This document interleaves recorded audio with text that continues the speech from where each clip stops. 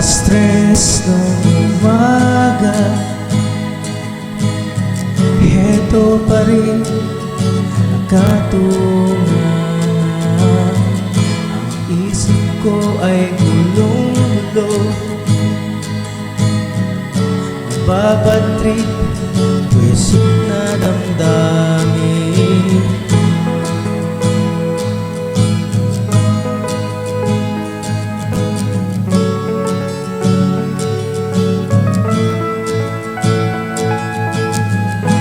Di alam aking gagawin, idadaan lang sa lucid inumin. Kapag ikaw ay napadaan, damdamin ko'y parang lumulutan sa paglipat.